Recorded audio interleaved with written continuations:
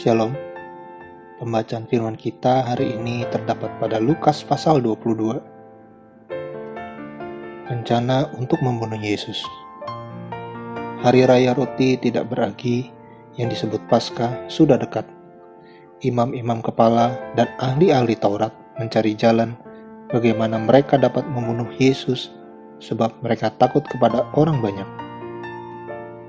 Yudas mengkhianati Yesus.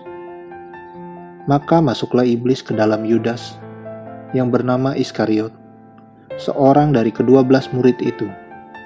Lalu pergilah Yudas kepada imam-imam kepala dan kepala-kepala pengawal bait Allah dan berunding dengan mereka, bagaimana ia dapat menyerahkan Yesus kepada mereka. Mereka sangat gembira dan bermufakat untuk memberikan sejumlah uang kepadanya. Ia menyetujuinya, dan mulai dari waktu itu ia mencari kesempatan yang baik untuk menyerahkan Yesus kepada mereka tanpa setahu orang banyak. Persiapan untuk makan Paskah. Maka tibalah hari Raya Roti Tidak Beragi, yaitu hari di mana orang harus menyembelih domba Paskah.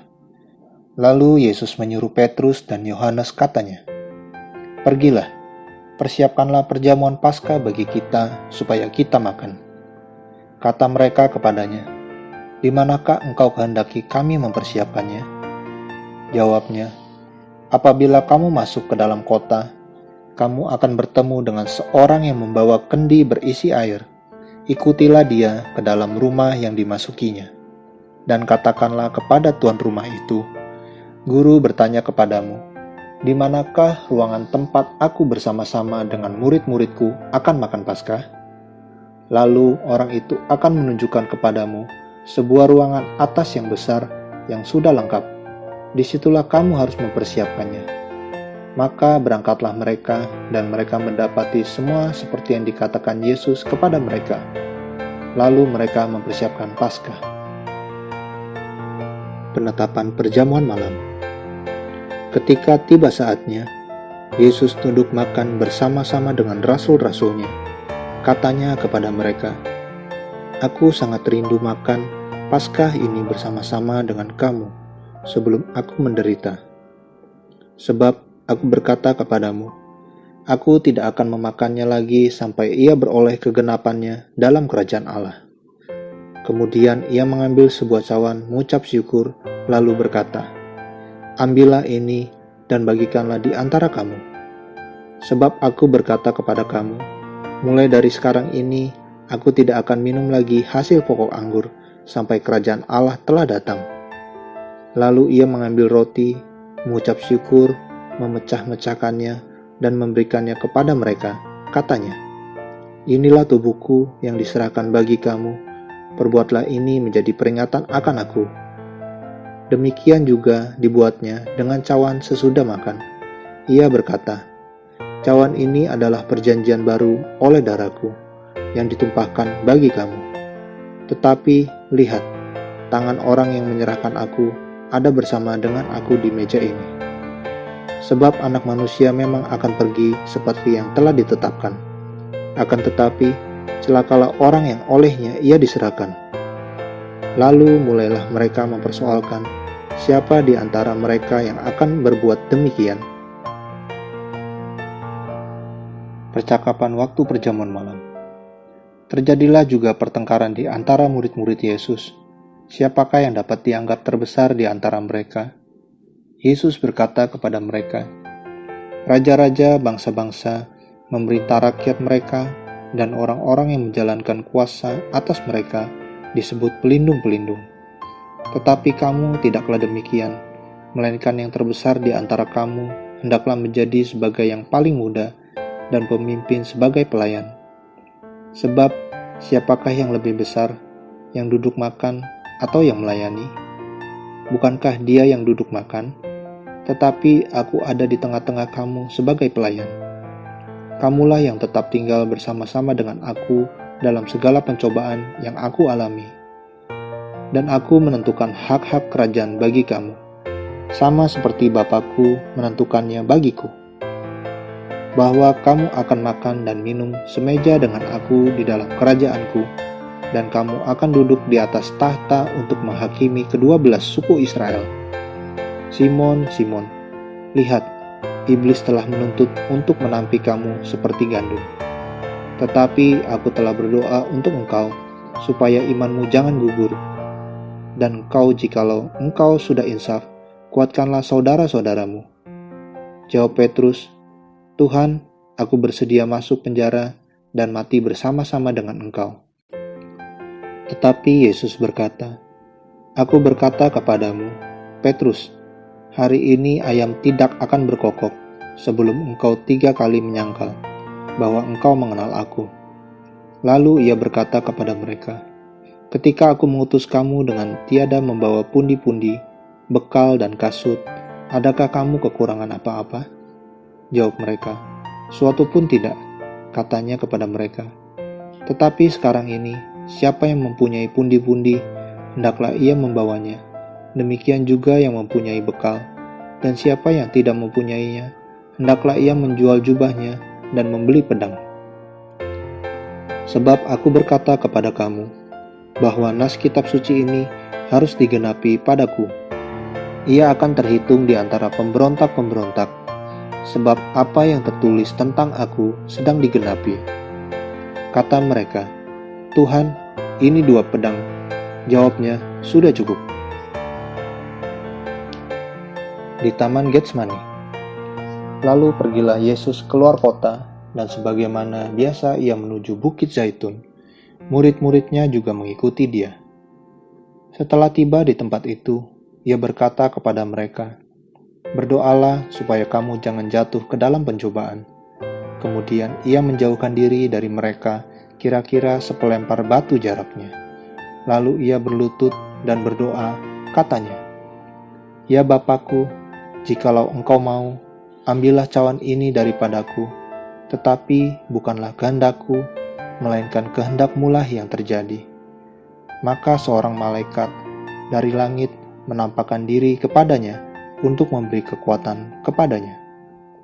Ia sangat ketakutan dan makin bersungguh-sungguh berdoa.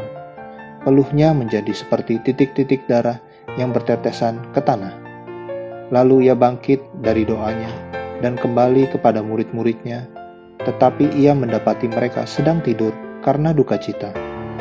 Katanya kepada mereka, Mengapa kamu tidur? Bangunlah dan berdoalah, supaya kamu jangan jatuh ke dalam pencobaan. Yesus ditangkap. Waktu Yesus masih berbicara, datanglah serombongan orang, sedang muridnya yang bernama Yudas, seorang dari ke-12 murid itu, berjalan di depan mereka. Yudas mendekati Yesus untuk menciumnya. Maka kata Yesus kepadanya, Hai Yudas, engkau menyerahkan anak manusia dengan ciuman? Ketika mereka yang bersama-sama dengan Yesus melihat apa yang akan terjadi, berkatalah mereka, Tuhan, mestikah kami menyerang mereka dengan pedang? Dan seorang dari mereka menyerang hamba imam besar sehingga putus telinga kanannya. Tetapi Yesus berkata, Sudahlah itu. Lalu ia menjamah telinga orang itu dan menyembuhkannya. Maka Yesus berkata kepada imam-imam kepala dan kepala-kepala pengawal bait Allah, serta tua-tua yang datang untuk menangkap dia, katanya, Sangkamu aku ini penyamun, maka kamu datang lengkap dengan pedang dan pentung?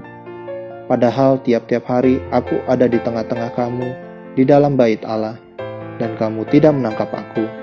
Tetapi inilah saat kamu, dan inilah kuasa kegelapan itu.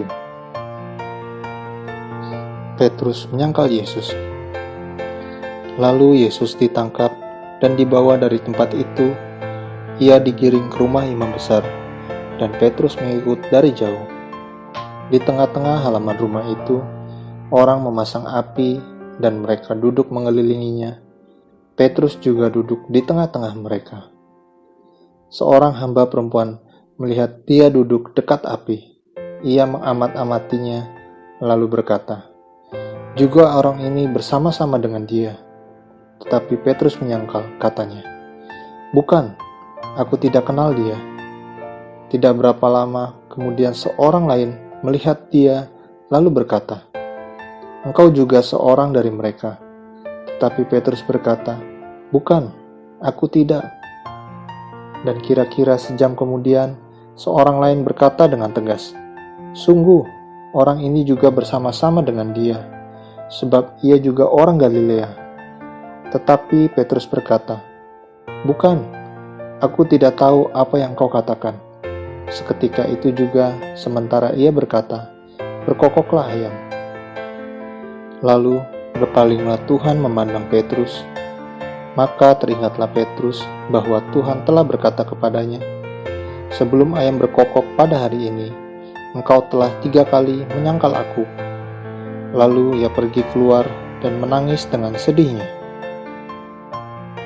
Yesus di hadapan mahkamah agama. Dan orang-orang yang menahan Yesus mengolok-olokkan dia dan memukulinya.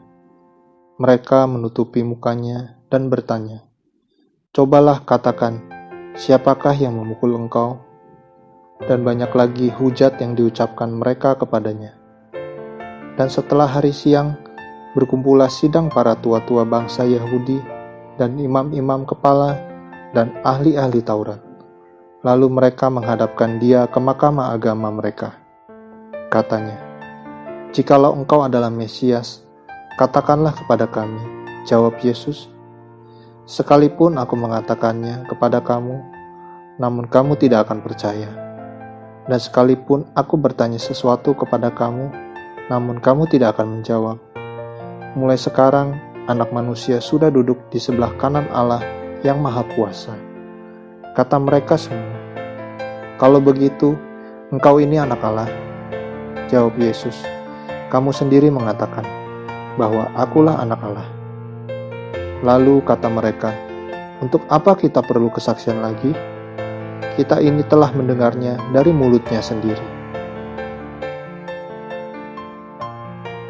Amin. Terus baca firman-Nya, renungkan dan lakukan dalam kehidupan kita. Tuhan Yesus memberkati.